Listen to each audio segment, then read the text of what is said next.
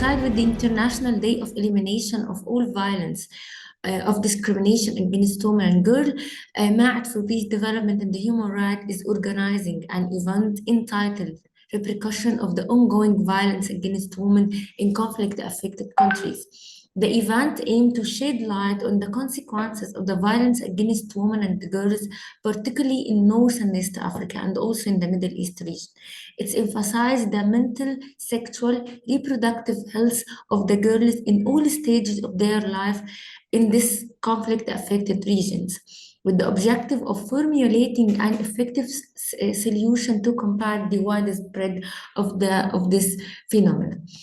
So what are the point of discussion of today's event? First, we will discuss the forms of gender-based violence in the conflict-affected area in North, East, and Middle East region. We will have 4 main case studies that we will cover by our expert and speaker today with us: Somalia, Sudan, Eritrea, and Yemen. خليني أحدثكم عن المناطق في الريف. خلينا ناخذ مثلا دارفور أو جنوب السودان. دارفور إلى الآن تعاني بشكل كبير المرأة في غرب السودان من التهميش أولاً، التمييز العنصري، التحرش الجنسي. في دارفور سجلت منظمة العفو الدولية حالات اغتصاب جماعي، يعني للأسف مرأة يتم اغتصابها من مجموعة كاملة، وإلى الآن مستمر حالات الاغتصاب وحالات القتل، تصل إلى حتى حالات القتل للنساء في دارفور. جنوب السودان أيضا، المرأة في جنوب السودان قبل الانفصال عانت بشكل كبير من حالات العنف الجندري. للأسف في السودان العنف ضد المرأة مرتبط بالشكل السياسي بشكل أكبر، ويختلط أيضا الدين بشكل أكبر. So Yemen is described as one of the worst places on earth to be a woman in. A survey on violence against women in Yemen revealed that 55% have been abused physically, 34% have been victimized financially, and 70% of the Yemeni women have been victims of sexual violence. In Yemen, there is cultural, political, and economic gaps between men and women. Actually, in Yemen, 14% of the Yemeni women are married before the age of 15, and 52% of the Yemeni women are married before getting 18 years old. There is also limited access to education, livelihood, and women health services. There is also another issue, another challenge, is the awareness of women. Sometimes women themselves stand against other women. Sometimes women themselves in Yemen refuse the changes that other women are calling for.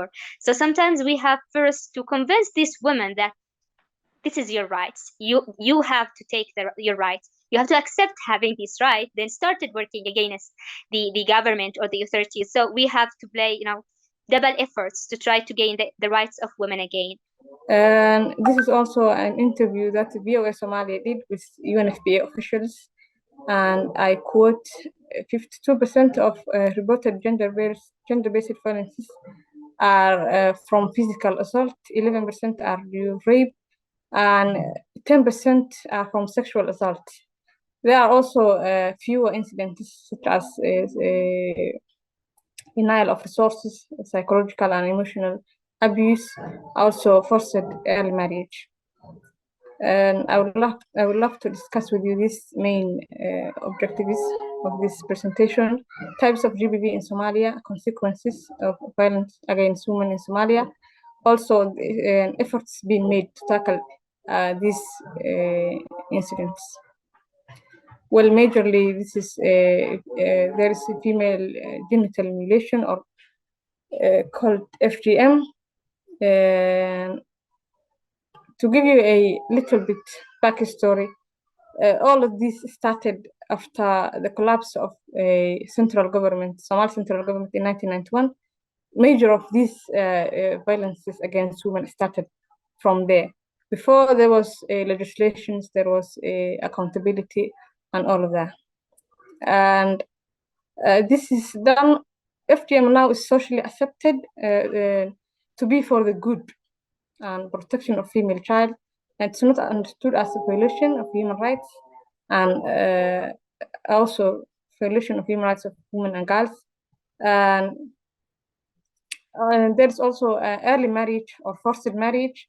Girls are usually married at early age because of the need for families to ensure social or economic security. And also the value of women, she gets value if she marries early, or if they force her to marry early. So the government continued to conscript. There is conscription, military conscription, that target or that does not discriminate against man or woman. They conscript also women for the army, and they also face physical violence there during the military training.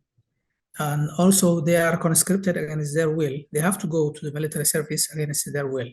And there are a lot of sexual harassments and exploitations. It says that conscription begins at the Sawa military camp in Eritrea, where a student is, some as young as 16, are forced to attend their final year of secondary while undergoing compulsory military training. The students in the camp are under military command with harsh military punishments and discipline, and female students have reported sexual harassment and exploitation. Dormitories are crowded and health facilities are very limited. So the government has taken no steps to end its widespread forced labor, conscription. Instead, reports of mass roundups, givers in Tigrinya, and forced conscription in the army's ranks increased in the second half of the year, as fighting resumed in Ethiopia's Tigray region, the northern region of Ethiopia, where civil war has broke out recently for the last 3 years. In September, it reported reservists, or in the army,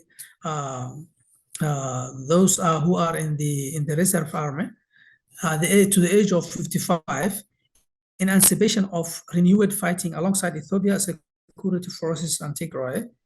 And I wanted to share you some of our outcomes from this webinar. We already discussed the types, consequences, efforts, and the root causes for the gender-based violence in the conflict-affected area. We tackle Sudan, Somalia, Eritrea, and Yemen as they are more hotspot point for the conflict areas in East and Middle East region. And I'm also happy to share with you that we will launch a study tackling the forms of gender-based violence in the conflict-affected area in the same countries, and it will be available maybe today or tomorrow on our website for Maat for Peace.